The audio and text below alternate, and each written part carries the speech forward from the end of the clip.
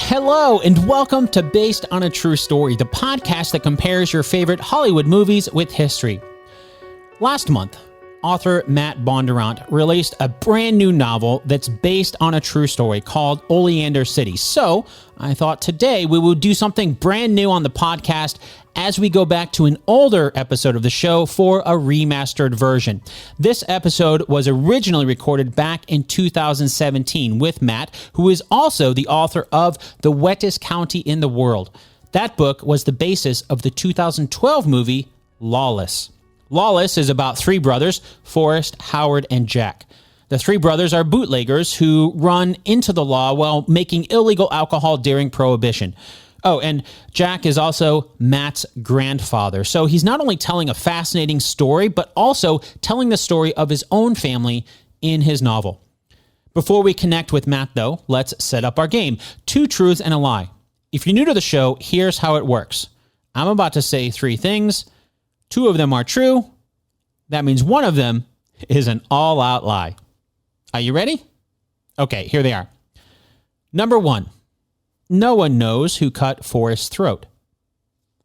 Number 2. The big shootout in the movie wasn't quite as big in real life. Number 3. Charlie Rakes lived long enough to see the movie in theaters. Got him? Okay, now as you're listening to our story today, your challenge is to find the 2 facts scattered somewhere throughout the episode. Maybe it'll be obvious, maybe not. Can you find out which one is a lie? We'll do a recap at the end of the episode to see how well you did. All right, now it's time to connect with Matt Bondurant about the historical accuracy of Lawless. This week, I'm super excited to be joined by Matt Bondurant. Matt is the author of The Wettest County in the World, the book that was adapted into the movie Lawless and tells the story of his grandfather, Jack Bondurant, as well as his 2 granduncles, Forrest and Howard. Thanks so much for your time, Matt. Sure, no problem. Glad to be here. Now, before we start to chat about Lawless, I actually want to ask you about your last name because I might have already mispronounced it. I know in the movie they actually pronounce it a few different ways. Bondurant, Bondurant. How do you pronounce your last name? We say Bondurant, but a lot of people in Franklin County say Bondurant. They sort of they kind of allied the last a little quicker Bondurant, and so it's a little confusing because my father left Franklin County when he joined the Navy, and so the kind of in Northern Virginia, the northern pronunciation is Bondurant, but down in Franklin County they say Bondurant. And then the movie, of course, they had, you have a bunch of English and Australian people trying to say that. So that's what happens. I want to talk about the title of the book, because in the beginning, Shia LaBeouf, who plays Jack, your grandfather, has a voiceover that mentions Franklin County is known as the wettest county in the world, which is also the title of your book. So was that something that Franklin County was actually known for back then, or was that something the filmmakers were kind of working in to add in the title of your book? That was a name or a title that was given to the county. The first known reference that I could find to it was from the writer Sherwood Anderson, who plays a pretty big role in the book. He's not in the movie at all, but in the book, he's a pretty big role. And he wrote an article for a magazine when he was sort of investigating the great Moonshine conspiracy, Franklin County Moonshine conspiracy of 1935, which...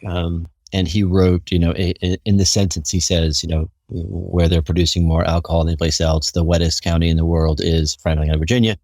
And then that kind of stuck. And Franklin County has been known as the wettest county in America for a long time, and it's a kind of a dubious distinction, I guess, but it's something that pretty well known in that, especially that part of the state. So the movie actually takes place in 1931. Is that basically the right time frame for the events, or I know a lot of times in movies the time frame they change that, or is that pretty accurate? It's slightly adjusted. For example, the incidents at Maggoty Creek Bridge where my grandfather and his brothers get shot, which is the climax of the film. That was December of 1930. But it's right around there, and within the book too. Because it's a fictionalization of the true story. I compressed some events, a little bit, and adjusted some things, trying to kind of put the narrative together in a kind of a more seamless fashion. But it's basically very close. The other thing I'll say from the onset is there's a lot of the incidents, except for things like the shooting, because that was something that was reported obviously in court transcripts and in the newspaper.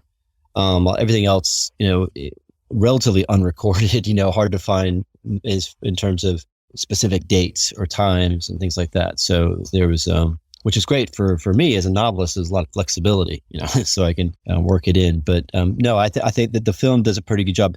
The book actually takes place over a number of years.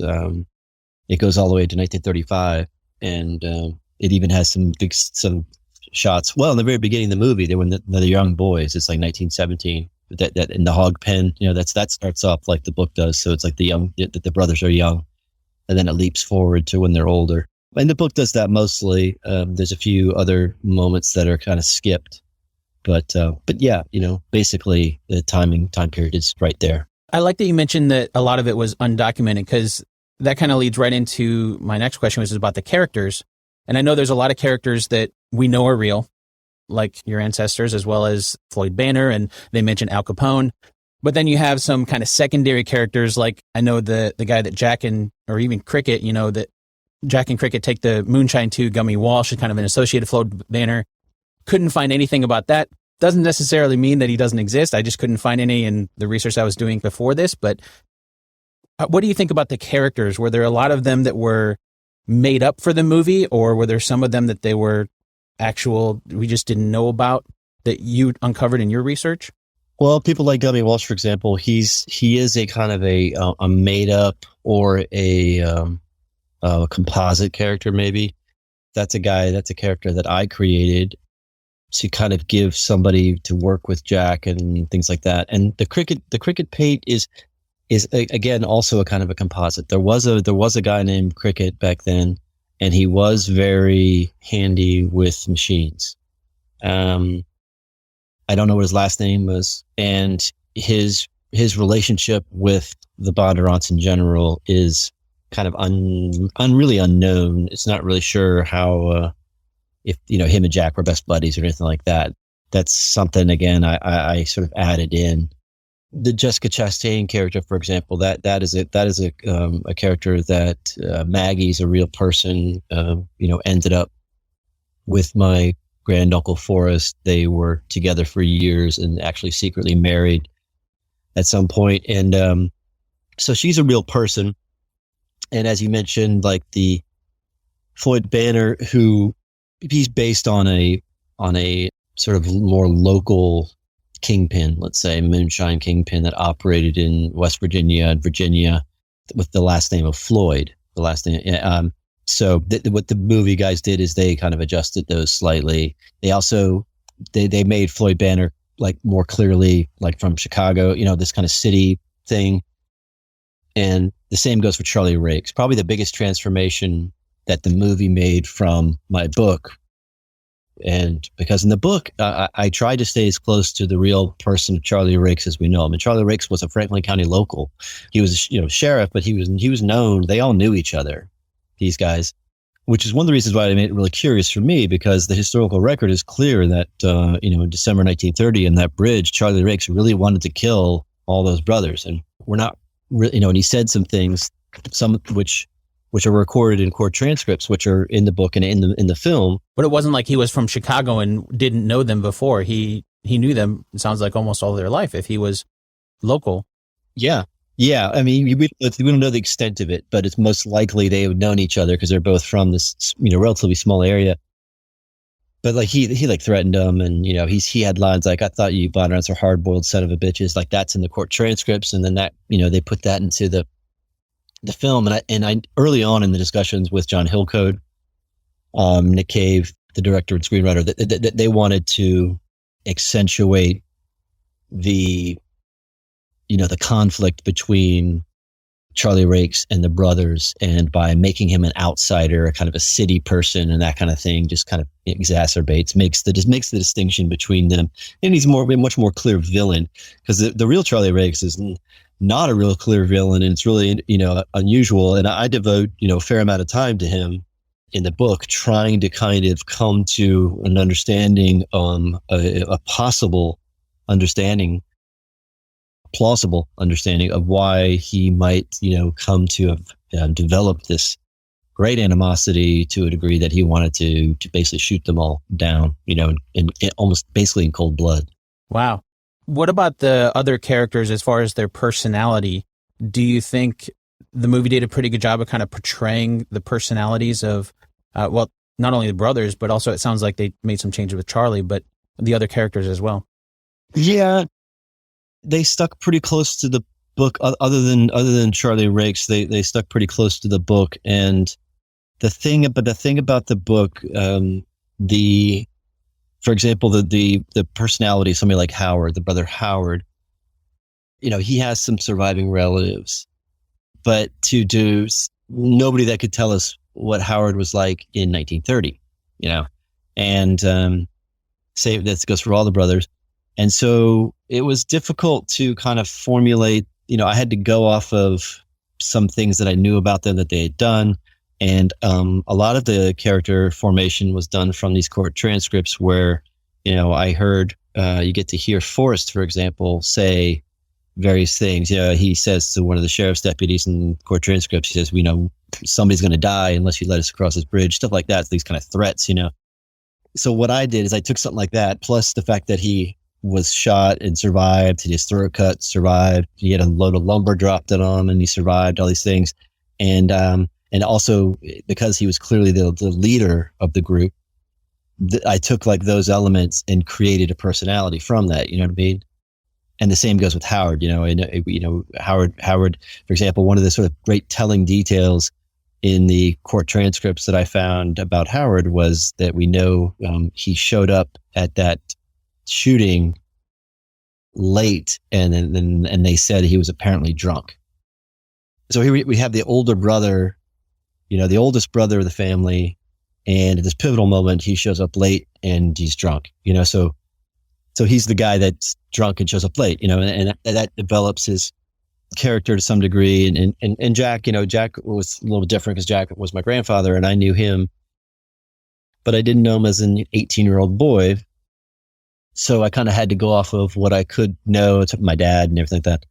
And, so it's a tricky thing. And I think that the film adaptation for the most part was, stuck to my interpretations or character sort of creations. Maggie, for example, basically a total mystery. No real record of her at all. So I was sort of free to. We know that she moved into that store with them and was working that store with them for a long time. Apparently, she was kind of quiet or something like that. But there's really so little to go off of that. So, one of the things I did in the book, which didn't make it into the film, was that the author Sherwood Anderson, his final novel, he wrote this novel called Kit Brandon. And it's based on this semi-famous female moonshiner at the time that was running around. And so he created this kind of image of her, and, she liked cars and she liked nice clothes. Anyway, and the idea of being, because I know that this is where it gets, slightly postmodern maybe, but I know that Anderson, when he was investigating the Bondurants and the Great Moonshine Conspiracy in 1935, right after that, he writes this Kit Brandon novel. That Kit Brandon novel was clearly inspired by there's incidents in that novel that are kind of like the Bondurants. So my thing was like, what if this Kit Brandon character was modeled in part after this character, Maggie? So I kind of took a fictional person, and brought it backwards into this. So the idea being that these are the kinds of games I like to play. They entertain me, pretty much nobody else. But that if you had read Kit Brandon, for example, or if you knew anything about Sherwood Anderson, and then you read this novel, what I've done is provide like a backstory for his, not, that kind of thing. And so that kind of helped create her, because, none of these guys had letters. There was no diaries. I had very little to go on. It was like court transcripts and a couple newspaper clippings, and then whatever old timers that are still around, like my father, but of course, when he was born 1932. So, there wasn't much to go on, very little to go on. Was there anything to go on then, kind of as how the tensions increased between the law and the brothers? Was that something that was in the court transcripts, or was that something too that you were going off of what you did have to in order to create the story? Yeah, there was a little bit of both. There was some developing tensions between the Bondurant family. The court transcripts make it clear that it was basically centered around these notions of granny fees or bribes that were paid, and that people were paying bribes and the Bondurants were not. That was a thorn in the side of the local law enforcement, and it has a lot to do with the Commonwealth attorney, man named Lee. They changed his name in Virginia. They changed his name in the film because Lee family in Virginia is a very old, sort of powerful family, and they actually threatened legal action. But everybody knew that Lee, Commonwealth Attorney Lee, was he was, the trial in 1935 was they were prosecuting him. That's one of the great ironies for racketeering and all this stuff. That he'd set up this big scheme, and a lot of the irony is a lot of these bootleggers and moonshiners, like my grandfather and his brothers, were testifying against him. Of course, because he was who he was, he got off and he was acquitted. But everybody knew that he was that he was sort of mastermind of this racketeering scheme, where basically there was all this moonshine being made in the county and all over the place, and the cops knew about it, and like they represent in the early parts of the film where they're delivering to the police, and the police, so, and that comes from a variety of known things going on at the time in Franklin County, some historical record. Also, my own father remembers being a young boy and driving with his father, and they would make deliveries like a milk truck. He would run a jar up and put it on the doorstep. I mean, it was in the open and whatever, and everybody was doing fine. Everybody's making a little money, and so Lee comes in. Commonwealth Attorney Carter Lee comes in basically and says, sees an opportunity. He says, you're going to pay $20 for every load or whatever, and we're going to institute this countywide and get everybody in the same system. So it's a classic kind of racketeering scheme, and the Bondurants didn't want to go along with it. And there's examples in the court transcripts of other players, other people, other guys who had interactions, altercations, who were sort of forced into it. They're threatening the Bondurants on a couple different occasions, things like that. And then it seems to culminate in this shooting. Now, so for example, there are scenes like the main scene where Charlie Rake shows up at the store the first time, and him and Forrest have this sort of stare down and that kind of stuff. That's a wholly fabricated scene that I'm trying to kind of convey what was probably a longer, more subtle set of circumstances that led to them at odds with each other. But it was certainly clear, the historical record, that the Bondurants didn't want to pay or refused to, and they felt they were kind of above this. They didn't want to be controlled in this way. In that December 1930, basically everybody else was playing along except them, and that's when they decided that they had to be put down. And, one of the things I suggested, that Charlie Rake's, one of the things that irritates him is that the Bondurants have this kind of reputation, which is clear in the court transcripts, that people were afraid of him. That helped me create the characters, but people were clearly afraid of the Bondurants, especially Forrest.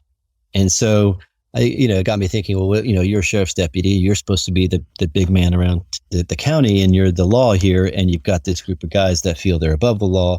And everybody's talking about how they, they're so tough, they can't be, Forrest can't be killed. And that starts to work on you a little bit, and you get a little pissed off about that. And then, for example, there's a scene where at a sawmill, because the Bondurants did run a sawmill too, where Charlie Rakes shows up there and basically gets kind of humiliated, by Forrest, and that sort of helped build that tension. And I think maybe that's one of the reasons why too they switched it to the Guy Pearce sort of Chicago character, because they needed to get to that quicker. They couldn't have these little incidents. They needed to bring a guy in who was immediately at odds with Forrest. So Maggie was also apparently from Chicago in the movie, as well as Charlie Rakes, and they kind of mentioned this almost connection between Franklin and Chicago, which it seems kind of odd to me that it's like 800 and some miles away. Was that completely fabricated, or it sounds like a lot of it was really just more local? Maggie was local. In Franklin County, it was majority local. I think the connection is like Hillcoat in particular was fascinated with our classic ideas about the Prohibition period and, Capone and rum running and that sort of angle of illegal spirits and stuff. And then there's this Appalachian style. And so he wanted to contrast those two sort of, because everybody's familiar with the Capone, Chicago, Prohibition, gangsters and all that. And I think what he thought was cool was that, we have this Appalachian style gangsters. And what if the two met, like what would be the clash between them? But it is true, though, that the amount of liquor that was being produced in Franklin County and some other areas of Appalachia, was being transported to major cities. It was going to other cities. So these guys would have, bootleggers in particular, transport people would have interactions with city folk. And there are numerous stories, anecdotes, and things that I've read in various accounts of, guys in long coats, city people clearly showing up with a fleet of cars, in Franklin County and, mysteriously driving out in the middle of the night, So, I mean, they're obviously coming in and picking up liquor. So there was dealings certainly between them. And I think that's one of the things that I explored in the book that, and it's somewhat in the movie that Prohibition caused the making of Moonshine really to go from a much more local, tradition-based activity, into a money-making machine. It's kind of like, you could equate it to some contemporary drug enterprises, or something like that, like as the creation of methamphetamine or something, I don't know, whatever. And it like explodes and it becomes really popular. It's cheap, easy to make. So it was like that kind of thing. And so that was an interesting transformation for me too, because I was trying to figure out why would the Bondurants be so like, what was their, and it's because they had this long tradition of doing it this way and nobody messed with them. And that's the way they liked it. And, and so this outside influence was very, bothersome and all that. And I think the movie in particular really wanted to play up on that because that always plays well dramatically. The outsider coming in trying to change the ways of the regular folks kind of stuff, So yeah, definitely. And I think that scene where the two guys from Chicago, kind of the outsiders coming in, and the scene with Forrest where they cut his throat, that was just, that was wow. And then it just kind of escalates from there. You have tar and feathering and eventually killing, Cricket. And was that kind of back and forth? Was that something that actually happened? Those events occurred, but they're either we don't really know who did it, or it's most likely it was between competing factions. Syndicates, maybe, so there'd be a sort of a Franklin County syndicate, and then there'd be something in Floyd. Neighboring counties would have their syndicates, and then even West Virginia. And so sometimes people would try to kind of come in and muscle each other out. But by 1930, the sheriff's department, under the direction of Carter Lee, is starting to kind of muscle people and push people around. Now, there's a few notable examples. For example, in 1935, like before Carter Lee went to trial, Charlie Rakes died very suspiciously right before the trial, along with a couple other guys. That this guy Henry Abshire, who was kind of in the book, and he's kind of Carter Lee. He's kind of Charlie Rakes' partner. They cut him out entirely, but he was transporting a prisoner in the middle of the night, and he got shot to death in like a hail of bullets, like 20 bullets, killed him and the prisoner he was transporting literally days before the trial. And these are the guys that would have testified against, damning testimony against Carter. So the point is that Carter Lee was clearly willing to use, force, excessive force to get these things done. So we have some evidence of him doing that, but we also have a little bit of evidence of him pushing people around. And then we also have the warring factions. Like, for example, Forrest getting his throat cut. Nobody knows who did that. Nobody was arrested for it. And the conjecture was back then, and remains, that it was a either a rival gang, like a group of guys that were like, we want to take over this business, or that they had come to, effectively rob the place, come in and steal his booze and his money, because they knew that this restaurant, his way station. And they do that in the movie. They show him kind of hiding his money in the wall, this little compartment. He's kind of very careful, because that way station would, when the shipments were coming through, he might have, hundreds and hundreds of dollars, a lot of money for that time. And so people would come, and then there's also some conjecture that he got his throat cut just in an altercation. They got in a fight, but it was out in the parking lot. It's a couple guys. And then there's the whole, walking to the hospital bit, which is what they say in the newspaper. That's what he said he did. That's all they know. He showed up at the hospital. How'd you get here? I walked, and it was like 10 miles. It was a crazy distance. Doesn't really make sense to me. That helped, obviously, develop the kind of legend. But one of the things that I wanted to do, which is the movie, it's in the book and it's also in the movie, was I'm a realist, and the idea of him walking, holding your neck together, whatever, for losing that much blood for 10 miles in the snow, just not real plausible. So something else happened there, and so I had put on the idea, what if it was Maggie? What if she basically saved him, but he didn't know it, and so he goes on living this persona. And then there's a pivotal moment where she tells him, because she's trying to stop him from putting himself in danger again and again. I know I'm the one that saved you. You think you're indestructible, but you're not. It was me. And then, of course, he's like, wait, you were there. Or if you were there, those guys were there. What happened to you? That is all. That's a fabrication of my own. But what I was trying to do it's kind of like the Charlie Riggs thing. I'm trying to present a plausible scenario of how that might have happened. And make it as kind of realistic as possible, because him just walking 10 miles doesn't really make a lot of sense. So you mentioned Charlie Rakes apparently didn't die in that shootout, but you had mentioned earlier that your grandfather and Forrest did get shot there. Was that shootout fairly accurately depicted then, other than Charlie Rakes? No. No, the shootout was certainly one of the scenes that was let's say amplified and exaggerated quite a bit. In the real shootout, there's only a couple shots. I mean, basically in the real shootout, it was he shot Jack, and then he shot Forrest, and Forrest ran towards him. He shot Forrest, and then Howard was standing there, and he was going to shoot Howard, but one of his fellow deputies, Henry Abshire, knocked his hand down, and the gun discharged into the snow. So he was going to 1, 2, 3. He was going to kill the three brothers, and that was it. That was all. Now, that incident kind of brought the whole thing tumbling down, because there were all these state and federal people involved by this point. So when this shooting incident occurred, that everybody started paying attention to, looking at it and like, wait a minute, why is this guy executing people? And so that brought the whole scheme down. You know what I mean? So that did kind of finish the Carterly and his whole scheme, but no, not like that. Charlie Rakes died a couple years later, right before the testimony, as I was saying, and it was unusual. He developed pneumonia and died in like a day. Just like within one day. It was really weird.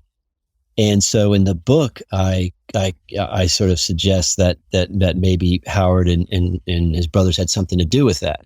In the book, Howard finds him, and because Howard wants revenge, because Howard showed up late, watches his two brothers get shot by this man, so he's angry, so he takes revenge on him.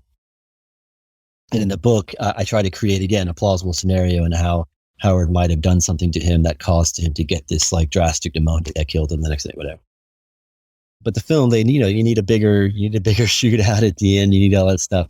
And this time they had Jack, showing up early and all, upset and ready to kill Rakes. He's mad about the Cricket Pate murder kind of thing. So that's all that's all them at that point. And then the way that just a hail of bullets. There's a lot of shooting. There's lots of shooting, and there wasn't all that shooting. So that is probably the farthest from the historical record, other than like Charlie Race not being from Chicago, just the way that whole thing played out. That Forrest gets shot like 5 times, right? Yeah, it was quite a lot. Yeah. So, that's filmmaking. That's what they did, and I talked to Hillcoat about it. He's like, we got to make a bigger thing. And so I understood that. So on the flip side of that, were there any parts that you saw in the movie where they're like, wow, they really nailed that? Yeah. I think they did a good job of sort of presenting the environs of Franklin County, and looked pretty good and all that.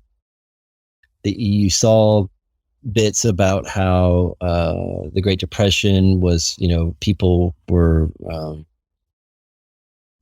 out of work and coming into, riding the rails, coming into town. There's little clips here and there that kind of help suggest that.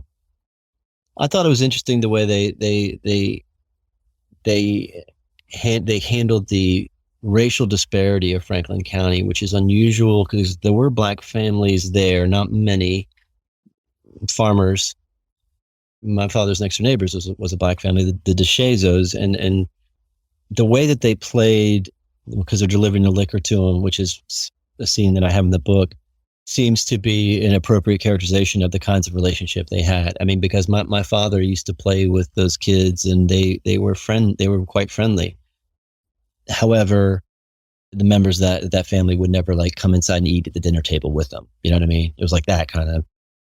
So I thought that was pretty well done, and I think the way that how the automobile was becoming a big deal, Jack and his fondness for that, Jack's fondness for rich, sort of nice things, that was a motivating factor that I know. My father told me that my grandfather told him once that during the Depression there was like this pair of boots in a window of a store, and it cost $2. And like all he could think about is if he just had $2, he would get these boots. Like there was like a big deal to him, And even later on in life, he was a guy that liked nice things. He wasn't like flashy, these are nice things in like an Appalachian way.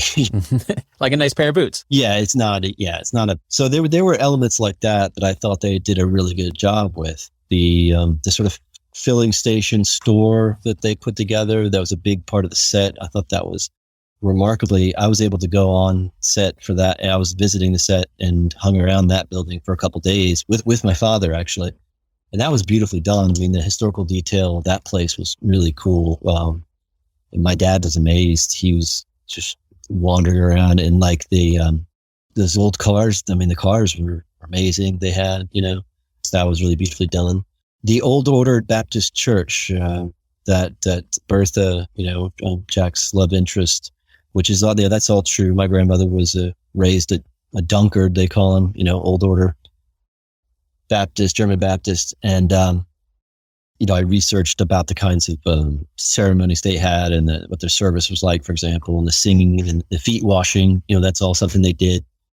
And that's one of the really cool things early on was, you have this notorious, when I started researching this for a novel, many years ago, was you have the Bondurant brothers, the most sort of notorious group of villains in Franklin County.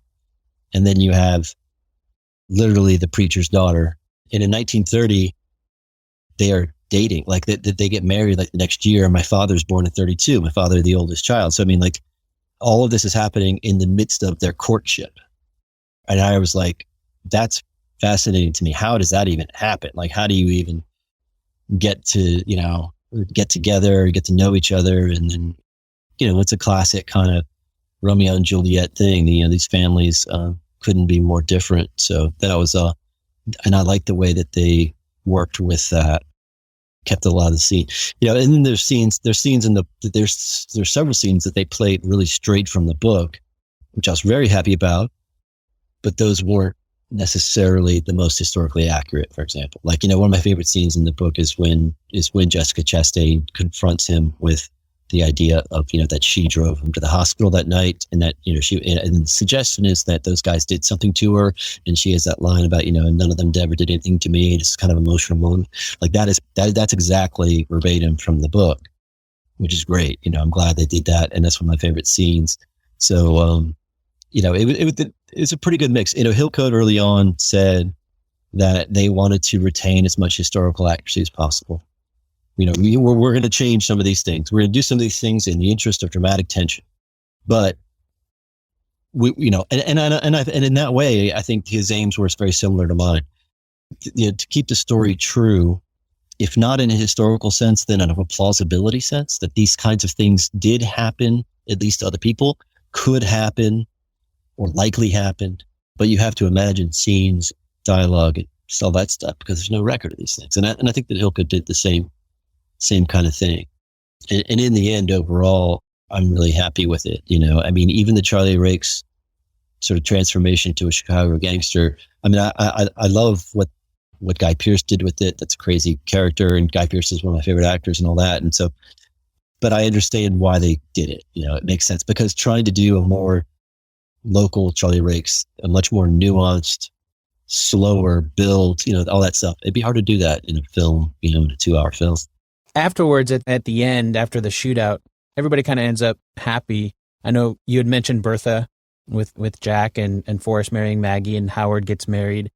Was that the way things ended? Was that pretty accurate as well? Yeah, that was. I mean, yeah. And one of the notable things was that obviously Jack got married, and my father was born in 1932. So, when there's that boy that sits on Jack's lap, and towards the end, that's supposed to be my father, and they had 6 kids, and Howard also had a bunch of kids. Forrest never had any kids, but him and Maggie lived together. That's all true. There's a couple things going on. In one sense, the Bondurants after that really never again became anything like they were, like the Bondurant boys kind of stuff was not. That being said, my grandfather was arrested for Moonshine a couple times after that later. He actually went to jail 3 different times for a year each time. The last time my dad was in high school. But that was like small, that was much more small time. I mean, it was a way to make extra money, but it wasn't like it was before. But let's say after by the time my dad was in high school, or that last time, it's hard to explain. But even though he was caught and served time there, he was still seen as a sort of upstanding member of the community. I mean, there wasn't all the violence anymore. People were still making and selling some liquor. And if you got caught by the revenue service or the local sheriffs, whatever, and you weren't able to bribe them off or whatever, that wasn't looked upon as some kind of terrible crime. I mean, it was so common that there wasn't much like a social stigma attached to it. So he was still an upstanding member of the community. And after that, by the time, say, like the 50s and 60s come around, Bondurants are out of the business, except in maybe very small private things as far as making liquor. And so, it's sort of it's a part of our past, but it's, Howard went on to be a family man and all this kind of stuff. And Forrest was still involved. He still had this shop, and he still got involved in a few things here and there, but it was never like it was before.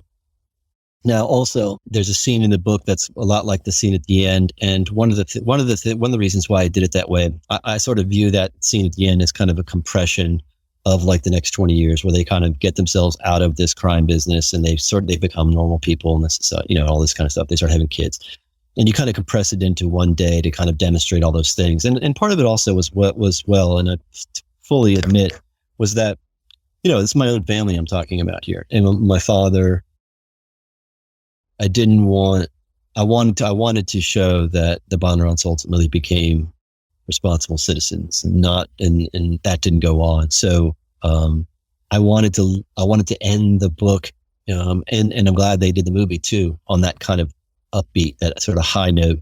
It was important for me. It was important for my relatives to see it, my uncles and aunts and, my father. And, I couldn't end the thing with them still being criminals, and so that was a kind of a compression of really a journey to respectability that took place over a decade or two, and like I said, by the 50s and 60s, they were all just farming, doing normal stuff. It was, all that was gone. Was there anything in the book that didn't make it into the movie? That's like maybe one of your favorite stories to give people kind of a peek into stuff that's in the book that if they read the book, they wouldn't be able to see in the movie. The whole Sherwood Anderson storyline. I mean, if people are not familiar with Sherwood Anderson, I think they'll enjoy it. And if you are familiar with Sherwood Anderson, I think it's really kind of special. It's one of the things I'm most proud of, the way that I was able to work him into the book. Because when I started researching and I found out that Sherwood Anderson was actually there and roaming around Franklin County, putting together this article that he did, and then reading Kit Brandon, which is clearly based on some parts of it. Sherwood Anderson's one of my literary heroes. I mean, he's arguably the most important prose stylist of 20th century American fiction. I mean, he's the guy that taught Hemingway and Faulkner how to write. So, and his book, Winesburg, Ohio, is, has to be considered one of the top 10 most important books in American literature in the 20th century, certainly, perhaps of all time, because it created a style and a kind of a template or organizational method, all kinds of things that became very distinctly American that you see borne out in Hemingway and Faulkner, and then by extension, people like Fitzgerald or Flannery O'Connor, et cetera, et cetera. So vitally important, but also because that book was so large, and then the books preceding that, his career after that slowly sort of kind of diminished. His books became less popular and critically panned. And so his is a sort of unique American tragedy of a rise to fame and then a sort of slow descent. And so by this time in 35, he's struggling, he's struggling already. Faulkner and Hemingway's, their stars ascendant, and they both, by this point also, they basically pushed him aside. They basically kind of like, And a couple of his books were kind of like, were laughed at. Hemingway in The Torrents of Spring mocked him openly. He had a couple of humiliating episodes. And so you had this kind of broken down man. And so it makes for a great sort of foil to these Bondurant brothers, in that he's trying to find out what's going on. And he's having trouble breaking through the kind of bubble of silence that persists in places like Franklin County. And it's still a very quiet place. And people don't talk about it. People don't talk about Moonshine. You don't talk about it. Nobody talks about it. That's why it was really hard. There's no stories. There's nothing written down, really, because nobody talked about it. And I think that whole element adds a really nice layer to the story, because it provides you with a kind of an outsider perspective. Somebody that's from outside the community coming in. And so the observation he makes, I think, are really interesting for a reader who's not familiar with, that area or something like that. And he's also able to provide a more of a historical perspective. He was a world-traveled guy. And so things like the Depression and what's going on in the stock market, for example, things like that, which barely made much of a ripple in places like Franklin County. My dad said they were poor before the Depression, they were poor during the Depression, they were poor after the Depression. Not much changed. So that whole element, which is about a third of the book, I think adds a lot of interesting context. And in particular, his pursuance of Maggie, which is, as I said earlier, is like he was thinking about her as a character to use in his next novel. So as he's following Maggie around, trying to figure her out. Also in the book, there's a lot more about Howard. Howard in the film gets very little time. Jason Clarke's a great actor. I liked him. He's also the one that he looks very much like he looked like Bondurant in a lot of ways. But they didn't give him a whole lot to work with in the book. Howard has, just about equal treatment as Forrest and Jack. And he has a whole backstory. He has a whole story of how he came to be the person that he is. And I found that really fascinating. He's probably my favorite guy, just because his story is so particularly interesting. And they left, that's all out. So I think that any reader of the book is going to get a fuller appreciation of all the characters, but in particular, somebody like Howard, I think. And then, like we mentioned, the Charlie Rake stuff like that. There's also Maggie gets more. I mean, Maggie, they rush her. She shows up, she's involved, and then there's like all this stuff happening. Whereas in the book, it's a more gradual, even like the kind of awkward courtship of Maggie and Forrest. Now, the courtship between Bertha and Jack, they did keep a lot of those scenes. which is great. I mean, that's like when like the church scene when she washes his feet and he runs off all drunk, and then the one where they drive the car out into the field and he gives her that dress and stuff like that. That's all in the book, and obviously that's the main love interest, so they wanted to keep that in, and I'm glad they did. Yeah, well, it sounds like there's a lot in the book that even if you've seen the movie, there's still going to be a lot more. So I guess my final question would be, where can people get the book? You can still get it anywhere. It's available, it's on Amazon. It's in most bookstores around the country. Certainly available online. It's managed to continue to sell well over the years. I think obviously the movie had a lot to do with that, and the based on a true story aspect. A lot of people find that it's funny that the sales always really tick up around Father's Day. Like it's a good gift to give to your older dad or something, you know what I mean? Because like it's the kind of book that he'll read and like, because there's some fighting and shooting and liquor in it, but fine by me, that's cool. So no, it's the Wettest County in the world, and then of course there's a version called Lawless too, which is the exact same book. They just have the title Lawless. Like they couldn't do Wettest County in the world for the film because it's kind of long and awkward. It also sounds like the pornographic version of the. Right. I mean, that's the funny thing is you could have the porno version of the book and we don't have to change the name. It's the same. But the big deal they told me was that the wettest, the idea of wet versus dry counties is something that's not understood internationally. In the international market, as you probably know, is a big deal. They got to be able to sell this in Europe. And so wet, that, the people will be very confused by this idea of a wettest county, which is something we understand as Americans. So like they came up with Lawless. Somebody else was going to have a movie called Lawless, and he gave him the title. I forget who it was. I was a famous director. It's in my mind now. Anyway, but yeah, so Lawless, and then they say, well, do you want to we're going to do a copy of the book and we're going to call it Lawless. And is that all right? Okay, sure, I guess, and so there's some of those are out there too. But yeah, no, you can get it anywhere, and especially Amazon. Sounds great. I'll make sure to include links to that in the show notes. Thanks so much for your time, Matt. Yeah, sure. Glad to do it. Thank you.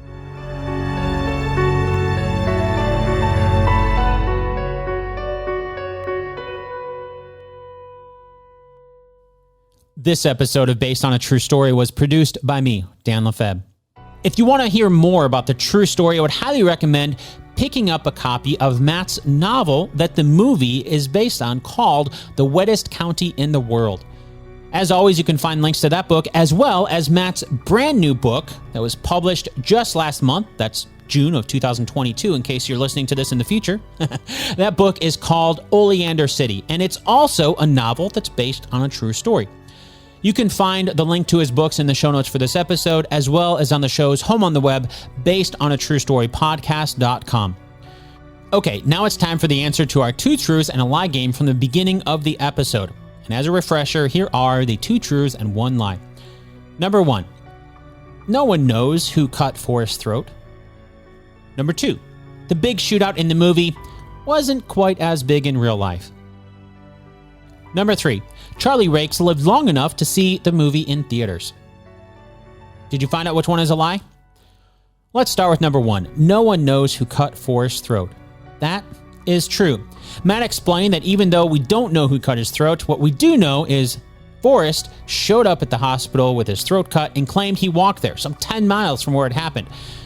But that's not real plausible for someone to walk that far bleeding out from a throat cut like that. So Matt filled in some details in his novel for a more plausible story that might have happened, and that's what was shown in the movie. That brings us to number 2. The big shootout in the movie wasn't quite as big in real life. That is also true. Matt told us that the shootout was one of the biggest changes they made in the movie to make it a much bigger shootout than it actually was. It's not to say it didn't happen, it just wasn't raining as many bullets as we saw in the movie. That means number 3 is the lie. Charlie Rakes lived long enough to see the movie in theaters. Matt told us that Charlie Rakes died under mysterious circumstances as he came down with pneumonia just before he was supposed to give testimony, and then passed away like a day later. If you've made it this far into the episode, you're one of the biggest fans of the show, and I'd love to hear from you. What's your favorite movie that's based on a true story? What's an episode you'd love to hear in the future? Let me know. You can reach out to me on the show's home on the web, basedonatruestorypodcast.com. Until next time, thanks so much for listening, and I'll chat with you again really soon.